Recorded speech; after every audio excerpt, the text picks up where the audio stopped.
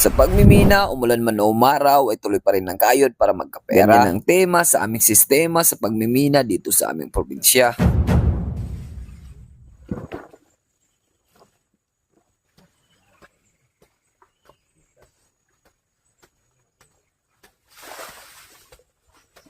Ang unang-una natin gagawin sa pagmimina ay ang pag-i-stock. At pagkatapos natin mag-stock ay pwede nang pisilin ang ating stock para masiparit na ang graba at saka lupa. At dito naman sa area ng ating pinagminingan ay kahit saan ka kumuha ng stock ay may ginto. Kaya nga dito na lang ako kumuha ng stock malapit sa tubig para madali lang ang aming pagproseso.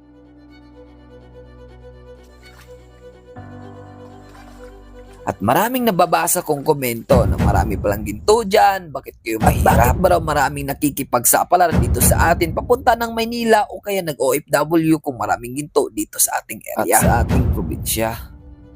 Pero hindi ko kayo masisisi kung ganyan kayo. Marami talagang ginto rito, pero depende yan sa pagproseso. Siyempre, nagdidepende yan kung magkano ang nakuha mong ginto sa araw-araw. Kagaya ng traditional mining at ang kaibahan sa bagong sistema. Ang traditional mining ay kagaya ng ating ginagawa na hindi tayo gumagamit ng makina at saka mano-mano natin ginagawa at kinukuha ang ginto. Hindi kagaya ng bagong sistema na ginagamitan ng makina, bako at iba pang mga chemicals para mapadali ang pagkuha ng ginto.